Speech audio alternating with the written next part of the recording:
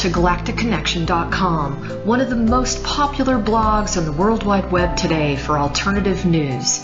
Stay tuned for the latest information on our world shift from enslavement to galactic involvement, as well as current intel on any blockages impeding us from our sovereign birthright. Knowledge and self-mastery are key at this time. Our commitment is to present you with the latest breaking conspiratorial articles, off-world messages, exopolitics, cutting-edge technologies and sciences, and also an ever-significant intertwining of spiritual support and metaphysical scope that one needs to dive down the rabbit hole in search for truth with balance. We are truly on the horizon of a new golden age filled with the promise for more love, worldwide peace, and accelerated intuitive skills, where every living being can exist in cohesion and abundance. It is whatever we envision and dream this new world to be. I say to you now, let's redefine the new world to the beginnings of our own precious heaven on earth. Galactic Connection is here to provide the pulse of Mother Earth through an eclectic range of interviews each Tuesday afternoon from 3 to 4:55 p.m. Pacific Standard Time, Station 2 on BBS Radio, expanding your perspectives on how we can once and for all take back our freedoms, our joy, and our connection with our mighty I Am presence. Our intention remains true to connect hearts and minds everywhere in order to obtain global unity and galactic and universal acceptance. Our discussions will continue to cover anything to do with galactic society and our involvement with our galactic brothers and sisters. Our guests are experts in their fields, and our radio shows have been coined as some of the most thought-provoking out there. In addition to our daily blog, which runs 365 days a year, we also offer a realm of healing services such as our world-renowned implant removal processes, our spiritual past life clearings, our galactic violet ray alchemy from Alexandra, who shares in the lineage of Merlin, and other cutting-edge healing technologies. Check our site out at galacticconnection.com now, sending you a wave of light, love, and inspiration, and a personal hug and thank you for listening to our Galactic Connection radio show and visiting our blog today.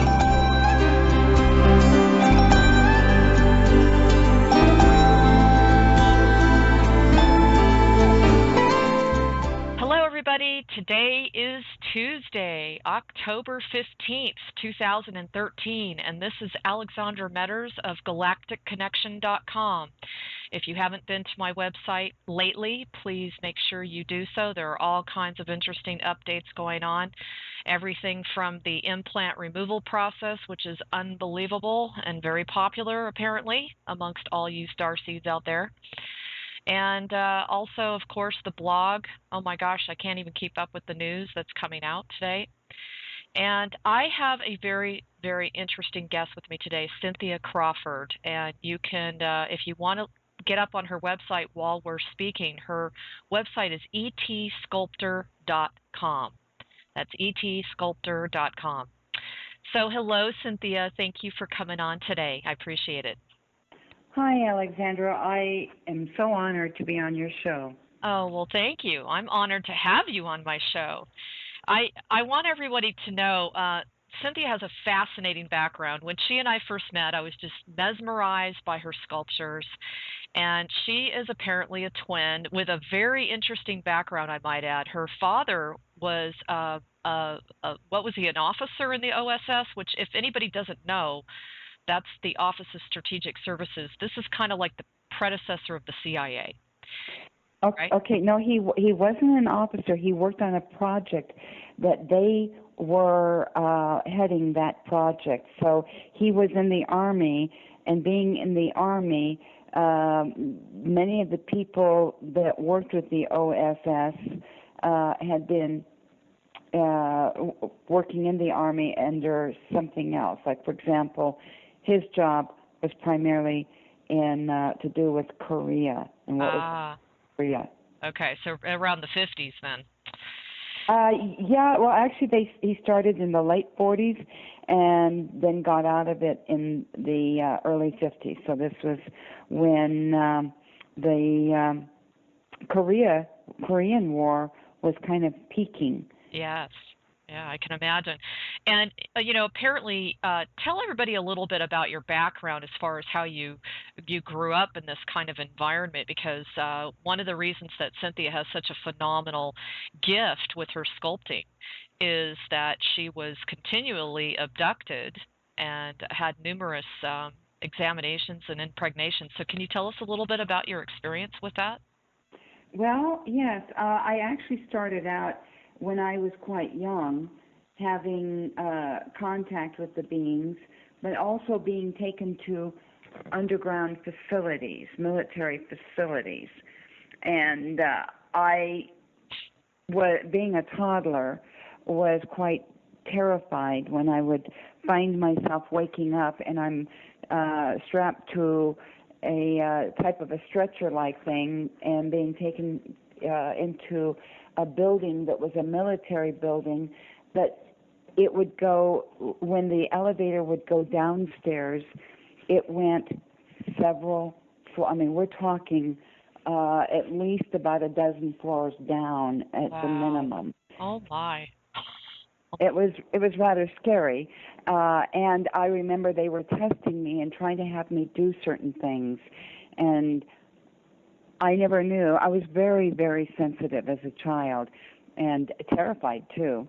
But I never knew why they were doing this. And when I would try to tell my mom and my dad, especially my mom, because my dad was gone most of my youth. When I say youth, up until I was about, I think 4 or 5 before he got out of the Army, and he wasn't able to tell us anything that was going on.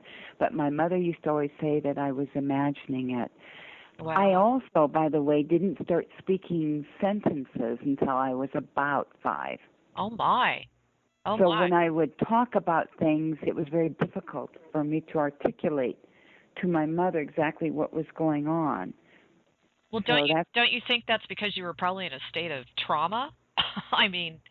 Oh yeah, yeah. It was a horrific time in my life, because my father being in the Army, and anyone that's had a parent that's in the Army knows that when they tell you to be quiet, they'll say things like, especially if I was crying, stop crying now. And if you don't stop crying, I will give you something to cry about. And when we got hit or strapped with a belt by my father, we learned very quickly not to do anything to upset him. So when I would be taken to these underground facilities, they would say to me, they would give me orders, and it made me afraid, because my father was the same way. You know, it's interesting. I'm Air Force brat, and my father was a fighter pilot. And the thing that he did in my upbringing was he made it fun, and I didn't really have him, do the lashings or anything like that. Unless I really blew it. But and that was very few and far between. He just would look at you with this look, and he would say front and center. And we would come, and we would actually have to stand at ease. I mean, it was crack up. And we kind of giggled about it, and he giggled about it, and he kind of made it fun. But I would imagine that these types of abductions are very common for people that are children of a military, officer or personnel. Do you agree with that? Oh, absolutely. In fact, I will say this too, that when I was, from the time I could walk, my mother said that she would wake up in the morning to get us girls up and to give us our breakfast and everything. And most of the time, she didn't know where she was going to find me, because she said a lot of times she'd find me outside, or she'd find me laying by the front door or in a closet or something.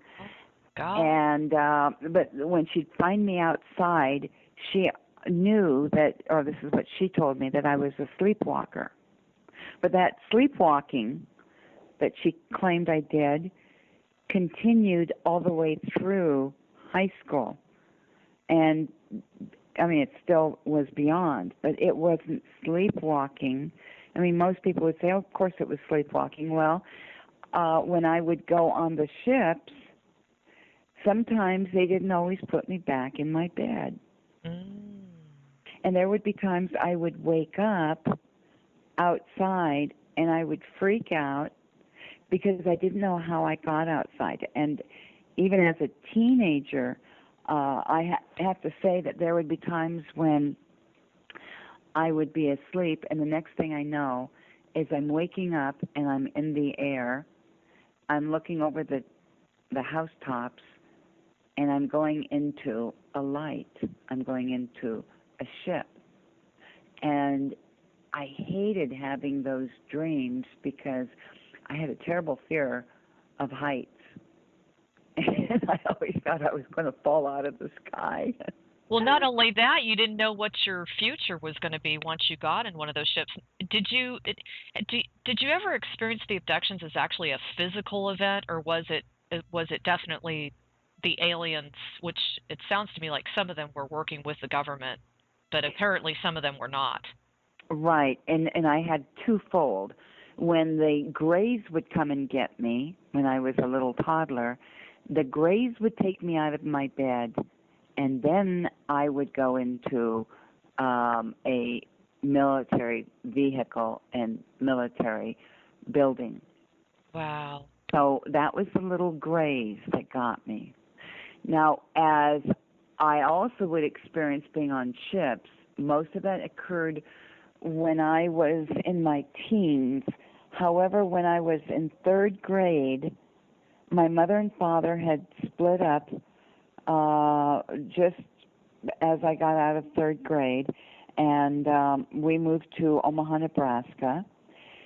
And because I grew up in the South, in Georgia and North Carolina, I had when I finally did start speaking, I spoke with a Southern accent.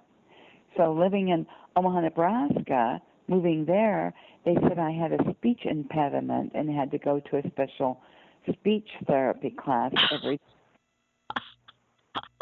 Yeah.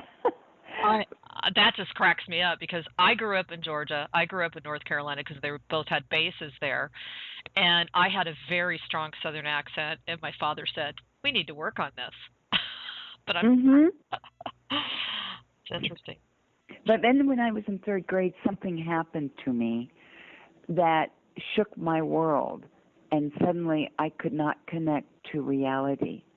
So for a long time there, I wasn't able to speak, or I chose not to speak, and I would daydream a lot. And I do remember in third grade, this is a kind of a bad memory, the teacher getting upset with me because she would be asking me questions and I would be like in a trance. And I remember one time that she put her face in my face and something about like slamming her fist down or something and trying to get me to answer her. And I freaked out because I wasn't, consciously there. And I freaked out and I slapped her. Oh, my God. I know. And I then got up on a ledge, and I don't know how high up. We were probably on the second floor, maybe the third floor of the school. Got up on the ledge and was going to jump off the ledge. Oh, my God. And she stopped you, or? Yeah, but it was like there was something else stopping me, too. And I was put back a year then because they said I had mental problems, which I really did for two reasons. Well, probably for more than two reasons. One was because my mom and dad had just gone through a divorce. I was just going to say or were getting a divorce. And secondly, because something had happened that was even more painful than that. And I couldn't remember, but I felt alone. And then it wasn't until I became an adult that it dawned on me what it was. While I was talking, it just kind of hit me. I was on a ship, and I was told that they were not going to come for me for a while, that I could not see them for a while. And the fear of not seeing them, the people on the ship, threw me into a severe depression. Oh, I bet. And you know, it's funny, Cynthia, there's quite a few of us that have those types of memories that are starting to surface more so now than ever before. Oh, yeah. Because I never felt I belonged on Earth. Earth did not feel comfortable to me. It wasn't so much Earth as it was humans. Exactly. And I was so afraid of humans, and there was just something that didn't feel right. I never felt love. And everyone I've talked to that have had conscious memory of being with their star family say that it is a love that is beyond explanation. It is so complete, so fulfilling, so all that is. That's all I can say is it's just all that is, that love that we have with our star family, that when suddenly we feel we're going to be without it, it is the only stability we have in our life to connect us, to keep us going. So I went without the feeling of love for many, many years before I began having contact with them again. God, that's so profoundly put. I congratulate you for articulating it that way because I don't think I could have done it any better. It seems as if we've been walking around in a fog down here, you know, supposedly being the ground crew, if you want to call it that, and just craving for that connection again, you know. And do you feel that you're now reuniting with your star family and your soul family here on Earth? Oh my gosh. You know something? I got to tell you, Alexandra, that I have spent most of my life feeling like I don't want to be here, but I felt like there was a reason for me being here because every single time something happened where I should have died, I've had such incredible, miraculous healings. And I just, oh gosh, it was so hard to be here. And then when I finally started having conscious contact when I was in my 40s and then began making the sculptures, oh my word, how do you explain it when you start connecting with your star family on Earth? That's what I began finding. People that would contact me to get sculptures, I would feel like, oh my God, my family is here on Earth. And that's the way I feel about those people that I've made connection to. It is like I'm finally okay now. I can do my mission. I can complete my mission because our star family knows who we are and what we have to do, and we're powerful together. Yes, yes. And you know, I'm appalled at how much our lives parallel because my journey very much started in my 40s with the accident I had, and that's when I really started making contact. And it was at that point that I lost that constant feeling of being so lonely and being so, you know, even though I was gregarious and, you know, could be the life of the party, I still felt so alone on this planet. Oh yes. But how do you feel now that you've met many of your star? Uh-oh. Are you there? I am. Okay. Yeah. How do you feel now that you've met a lot of your star family? I feel 100,000% better. I mean, I feel like I'm on track. I'm pursuing my mission. I'm much more goal oriented with what I really align with my total soul and being. You know, I mean, I want to get up in the morning. I'm here because I'm on fire to serve humanity. And I know people don't like to use the word serve, but whatever. I'm here to assist, and the greatest thing I can do each day is just the fulfillment of knowing that I impacted someone somewhere somehow from stepping forward and becoming who they really are and being empowered. Oh my God, absolutely. I about 4 years ago, I started actually making these sculptures in 2003, but about 4 years ago, I got this phone call from a woman who said, I don't go out. I go to the store when I have to, but I don't want to be around humans. And she didn't want me to know too much about her because she didn't really belong here, she said. But she said, I don't like the feeling of when she could read people's minds and she could feel their negativity, their deception. But then she also felt the love from some people that were genuine. But when she read or had heard about me and then went online and saw my sculptures, and she said, I'm contacting you. This is probably the one and only time I'll ever contact you. But I was not born on this earth. I am not of this earth, but I am here for the event that will be taking place in the near future. And she said, I have a hard time just being out there.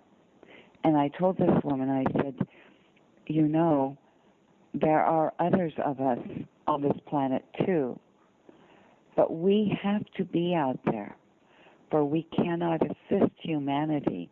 We cannot do our work if we allow ourselves to be afraid of them. Gosh, Cynthia, it's so true. And also, we need to be networked together. Absolutely. We are too scattered and too fragmented as a whole, whatever you want to call yourself, light worker, warrior, star seed, indigo, crystal child, whatever you want to call yourself. We need to reunite because we are so powerful, and it is us that is making the difference. Yes, the masses are waking up, but it is us that are blazing the trail. Absolutely. We have a lot of work to do very soon. But the other thing I have to tell you was when I started making these sculptures, a lot of times I didn't know what I was going to make. I would start sculpting what I thought in my head was a being, and then the next thing I know, I would go into a trance.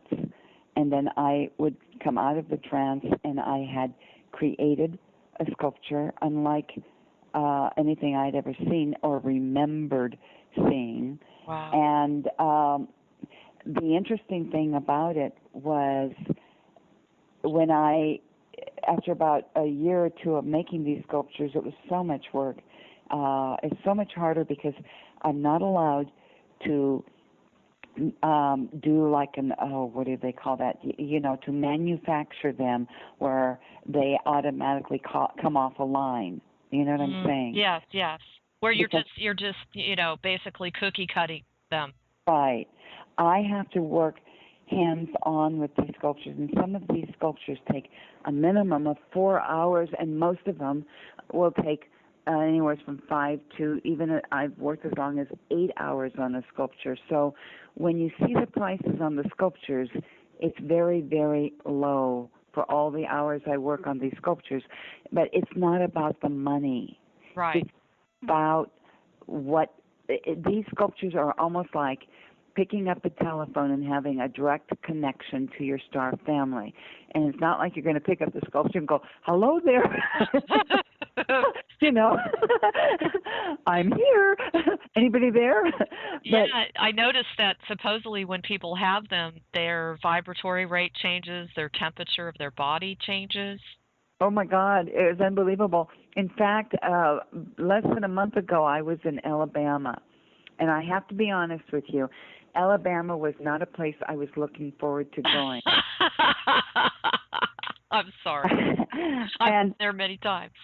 Yeah, and so I thought, I had a few friends of mine say, "Are you crazy? They're going to crucify you on the cross, Big girl. Time. Big time. You got to be nuts for going there." And I said, "No, this woman came to visit me because she had heard a talk I had given on the internet, and she insisted that she and her friend wanted to meet me, and I agreed to. And then she said, well, now, would you come to Alabama if I set something up for you, if I set up a conference? And I said, well, sure I would, right, if you can set up a conference.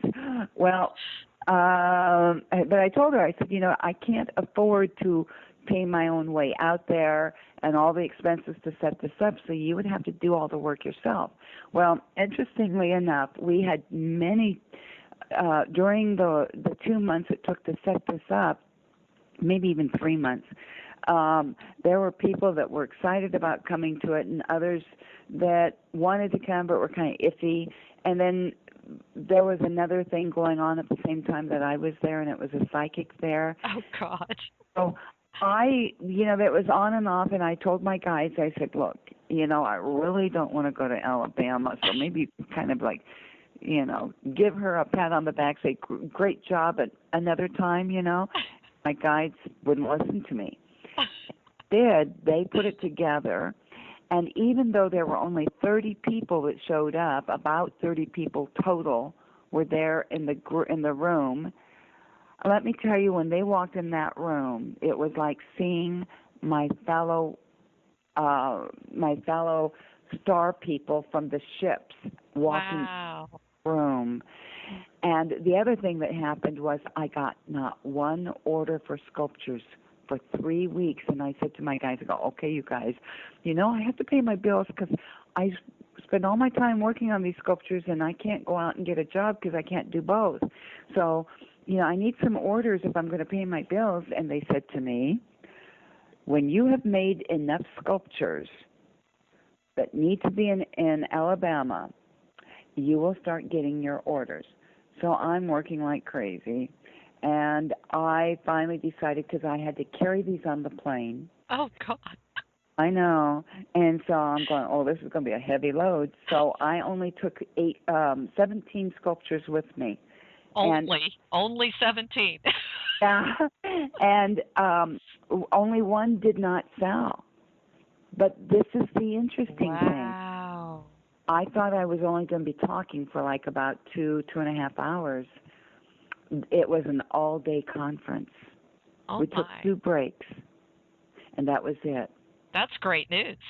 Yeah, and when I was done, if you want to know how awesome these people were, as soon as I was done talking, they went to the table where the sculptures were, and immediately, now that day it had been kind of cool because it had been rainy, and it was in the 70s. Immediately as they went up to look at the sculptures, the temperature rose so much that everyone around there began dripping with sweat. You can tell they were active, and some people's hands would start vibrating, holding the sculptures. These sculptures were so intent in connecting to their star family that they didn't waste any time connecting. That's incredible. So, I mean, is this something that, like, the moment they take it out of the box, it's just like they're online, so to speak, with the sculptor itself? Well, it used to be that we had plenty of time for them to acclimate and to also work with their DNA changes, excepting there are some people, and it's always been this way, there are some people that will start vibrating immediately or within 30 days go on the ships or within 30 days have some kind of contact. But the average person, it could take anywhere from 30 days to 6 months before they would actually have connection. Wow. And I thought, wow, I thought these sculptures were supposed to be really doing their power. Why is it taking so long? And it was because many of the star seeds had been so brainwashed by humanity that they lost their power. And so their DNA had to be activated. Well, now when I'm making these sculptures, they don't have time to waste. They need to immediately get them going. So instantly now people begin heating up, because when they heat up, it is a connection that they're making. And when they start feeling the vibration, their DNA is being activated. They are being opened up and brought to that point. I even had one of the women that attended the meeting there in Alabama was a retired nun.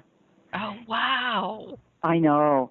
And she said, Cynthia, I came there to listen to you talk. She said, after I retired from being a nun, I started hearing these, I had these voices that were talking to me about other things and telling me the truth about our true connection with the Creator Source and our true abilities and so forth, and how, and I hate saying this, but how religion controls humans. Absolutely. And she said, when she learned the true connection with God, life changed. But she said she came to listen to me talk, and she was not going to get a sculpture. And she brought no money with her. And so she said, just to make sure she didn't buy a sculpture.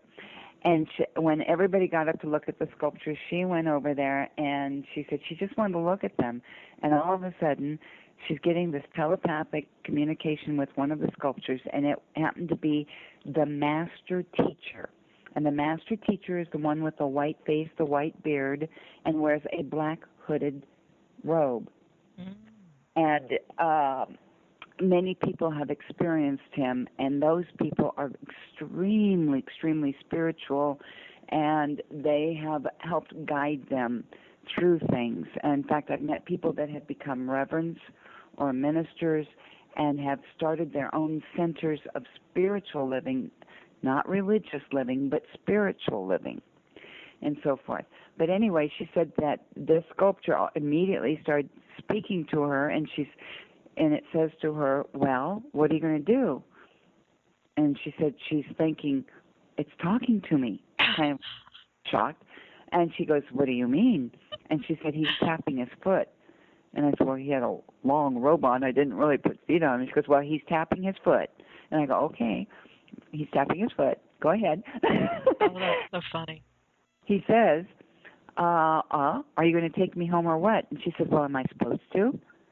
And he doesn't say a thing to her. So she picks him up, and she says, turns to me and says, I need to get this one, but I brought no money with me. And I said, take it home, send me a check. I gave her my card with my address on it. I said, just send me a check when you get home, that's all. So she calls me up 2 days after I got back from Alabama and says, now I need to tell you what happened.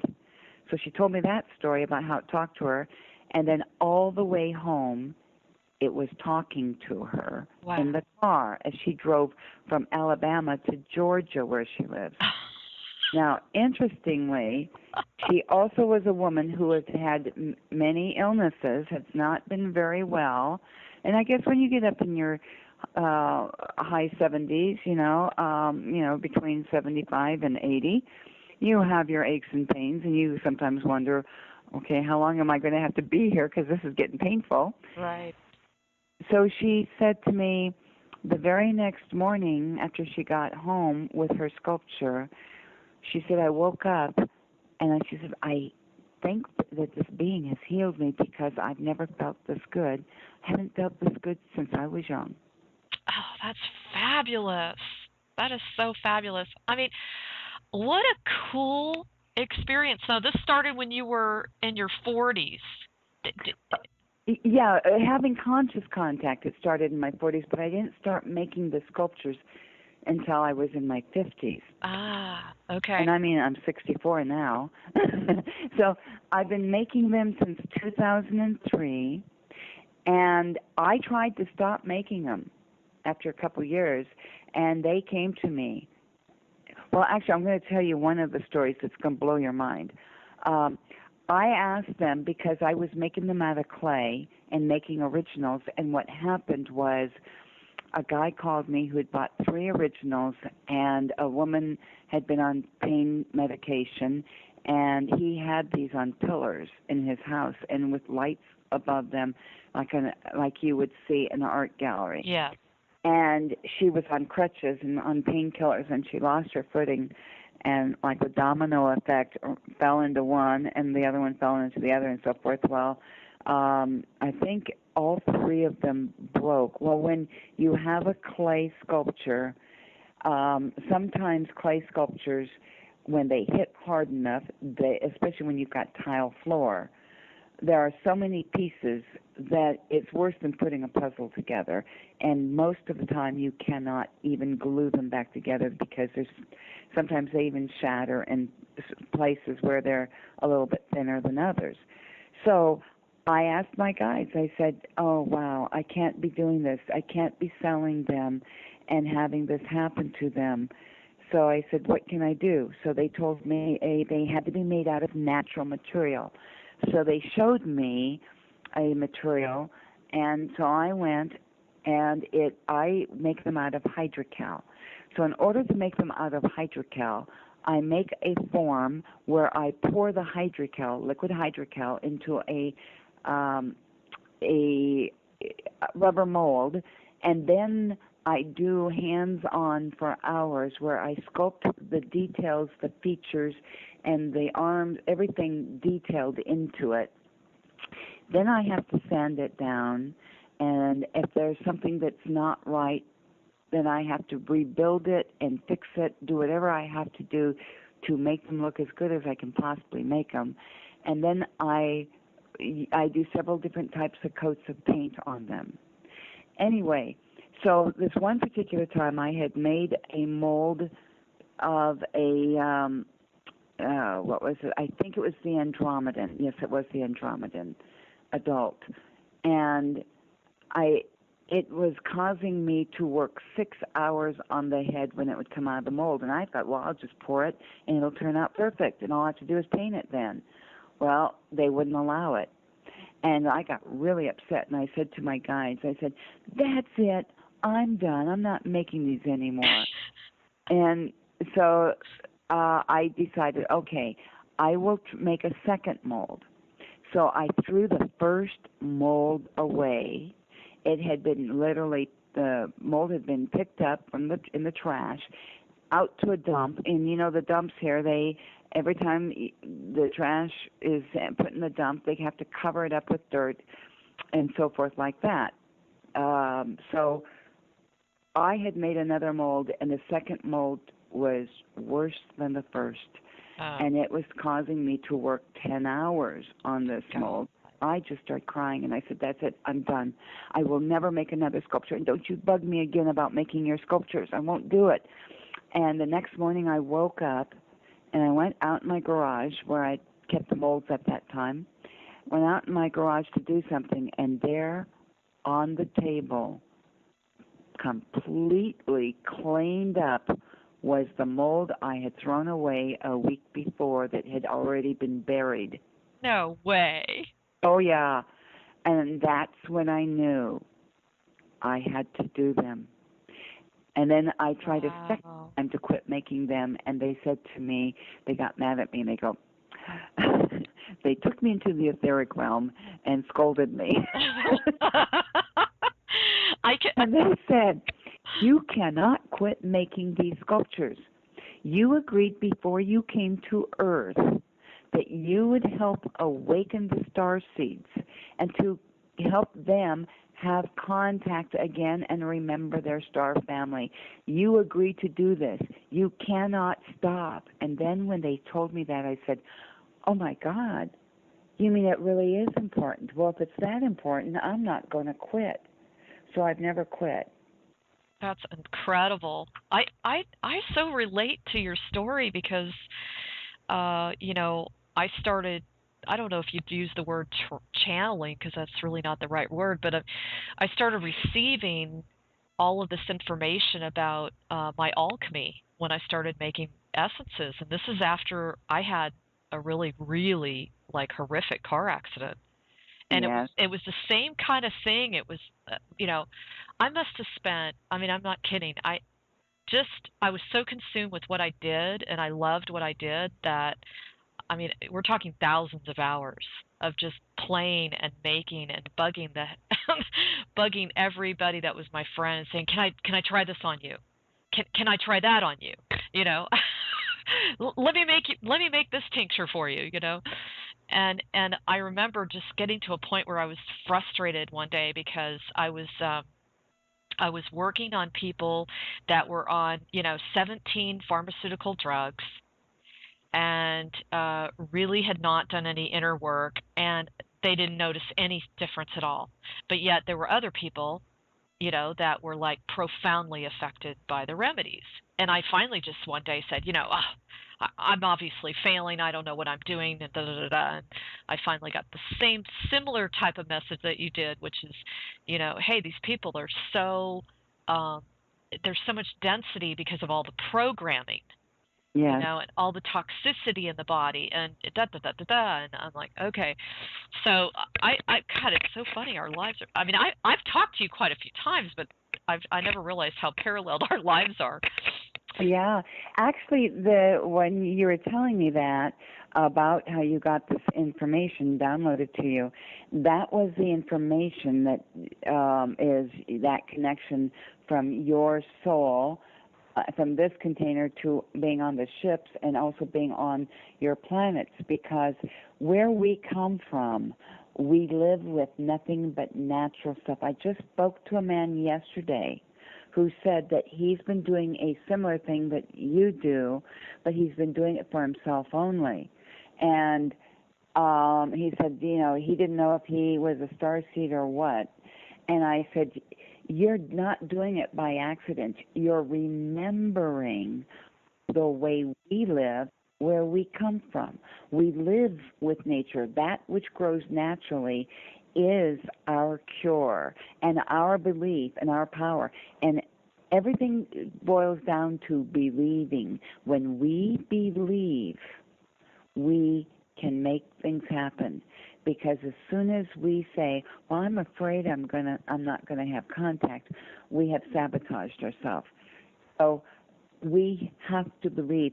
Those people that were not cured by your product, what happened was they had already agreed to whatever lessons they needed, or agreed to having that experience. Or maybe, like I've known people that have had, they could have been cured of cancer very easily, but the thing was, they had agreed when they were going to leave, and they, therefore, regardless of what they did, they left. Now, one woman literally was given only a matter of hours to live, and all of a sudden, she was completely healed, and a light came into her room while she was literally hooked up to all the machines and everything.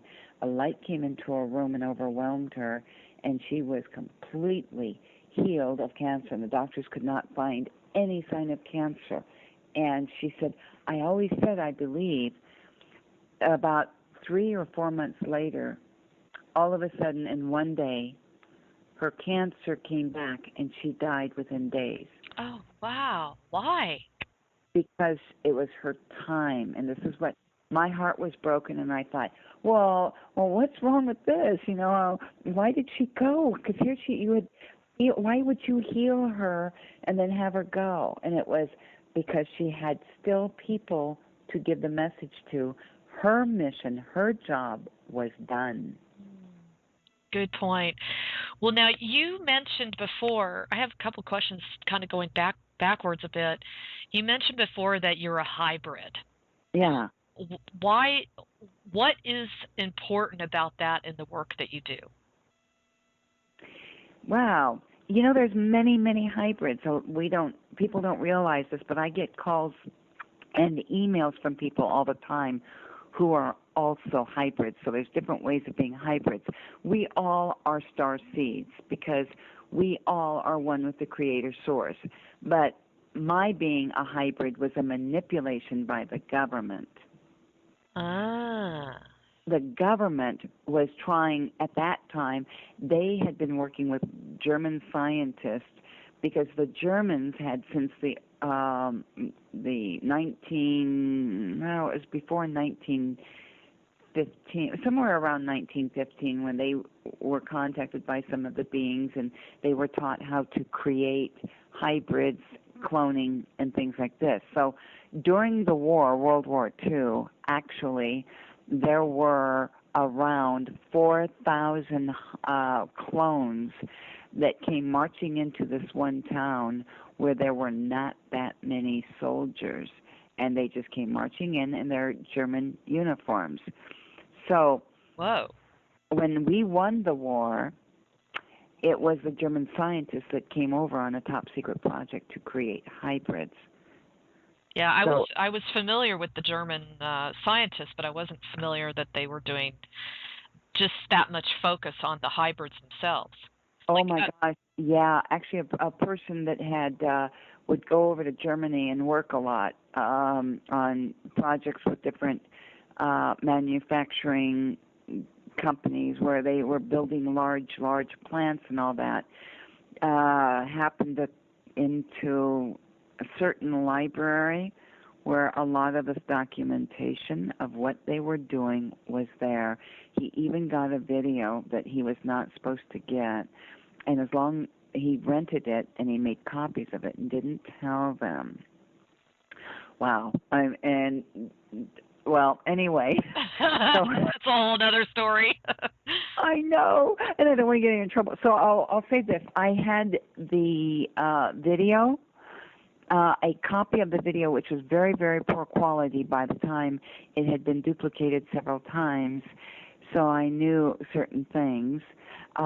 So yes, there were things that our governments have done things, like our government has been doing time travel since the 1930s, but did not perfect it until the 1960s. Yes, yes. So they have gone into the future, which leads us to another thing about the men in black. The men in black are from our future. Wow. They are the ones that are from the future that are here to change things. The men in black have come from our future, and they have come here to change. No, I shouldn't say change. They know which people, hybrids, star seeds, people are on this planet to assist humanity, because in the future, humanity has become the slaves, and they have lost their emotions. And the men in black are the ones that were some of the first that were created and hybridized to hybridize out emotions. So the men in black are here to keep humanity from changing, because then their power, they will no longer exist in the future. God, that makes a lot of sense. Thank you for that. And there are a few of these men in black that are have broken off and know what has happened in the future. So they have come through to assist some of us light workers to help us to make sense of what the importance of our mission is. So it is important that we understand people have been working in the light in many, many ways. That program that has been on TV, and I encourage anyone and everyone to at least watch as much of Fringe that they can. Yeah, I like that show. And the last two seasons have been some of their most powerful. And I was blown away when I was watching. I'm going, oh my God, because I have been contacted by the men in black. They have drugged me. The government and the men in black have tried to take me out because they knew that I was important to awakening and getting this group of light workers to remember what they're here for and to help them get on the bandwagon and get it going. So when I saw this Fringe thing, because a friend of mine had seen it, a good friend of mine, and had told me, she goes, oh, Cynthia, you should be watching Fringe. And I'm going, I don't watch TV, you know. So I started watching it. And so then I asked my guides. I went into meditation one night, and I said, this feels very similar, like there's something important I need to know. What is it about Fringe? Is this true? And oh my God, my guides took me into the future. They even took me into other worlds, and they showed me. Fringe carries a lot of truth. So people, watch at least the last 2 seasons of Fringe. It makes sense. What is happening now to people contacting me is they are now moving between dimensions, worlds. Yeah, absolutely. So anyway, that what's happening to me now is with all of the people contacting me, we are being told it's important now that we believe more than ever in our powers, and we believe in our connection with the source. We believe in unconditional love and that we empower ourselves with love. And when I have been attacked by some of the dark forces trying to take me out and to stop me from my work, I have learned, even dark attachments, I know some people say, well, if a dark attachment has gotten on you, you must have gone to the dark. No, and it's not true. It is our challenge to prove that we are in our power. So we will be challenged by the dark. And what I finally learned to do was, even when the dark attachments got on me and tried to drop me to my knees, and they were even destroying some of my sculptures that were supposed to go out, I literally had to love them so much. And I would, when they would glom onto my back, I would turn around and I would say, thank you for showing me my weakness, for now I know where I need to be the strongest. And I would imagine myself pulling the attachment around to my heart, and I would hold them to my heart, and I would love them. And the other thing I did, I would say, if you are not of the Christ consciousness, then you must leave. And if you do not leave, then I will take you to the light where you can transmute those heavy, dark energies into light and loving energies. Nice. Nice. Well, and I think right now we are all being called to really step into our power, and this is challenging for every single one of us because of the programming we've received. We're constantly doubting our abilities. We're constantly doubting, well, am I clairvoyant, clairaudient, clairsentient, whatever it is? We just may not remember it. And that disconnection's been so severe and for so long that it is our job right now to investigate or review or really believe that any of the other starseeds around us, they're no better than us. They're just here to assist you to get to where you need to be. Absolutely. It's a time to step in our power, and we step in our power through believing and through love and light, and also through understanding that Christ consciousness is not about religion.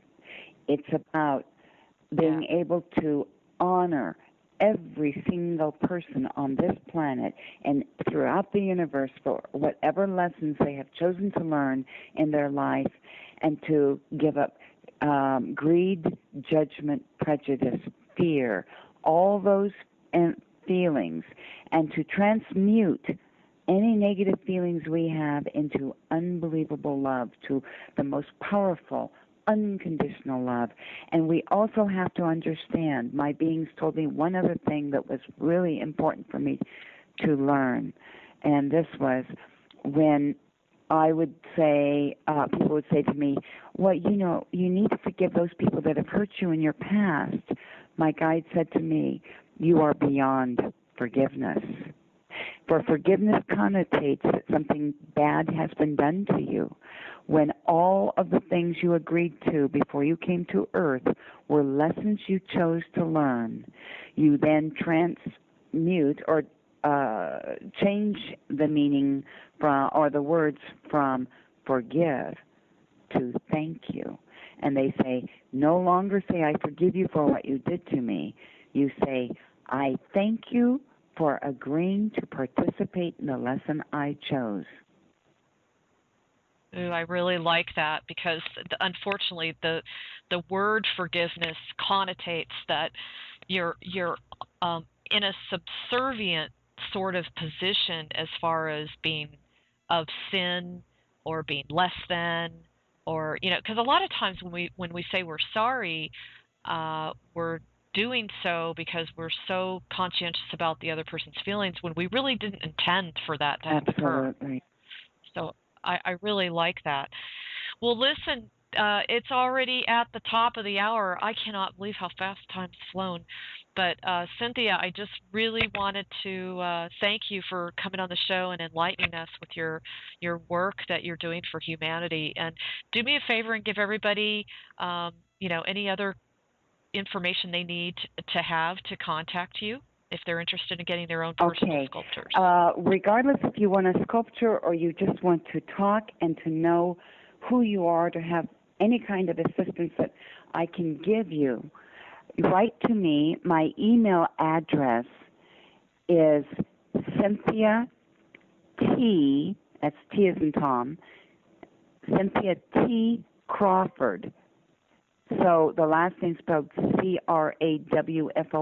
So it's Cynthia T. Crawford at etsculptor.com. And the ET Sculptor is spelled ETSculptor.com. Perfect. Okay, well, thank you, lady. I appreciate your time, and thanks everybody out there, of course, for your support and love. And please consider donating to Galactic Connection. It is a free service to humanity, and it is a lot of work. I want to thank everybody for all the incredibly uplifting emails. It keeps me going with the amount of hours I'm putting in. Thank you. Keep them coming in. And I love you all. We will be seeing some phenomenal things soon. Let's hope soon is like really soon, but we don't know when. And I wish you all good day and blessings. And Cynthia, Thank you take care. You too. Bye-bye. Bye.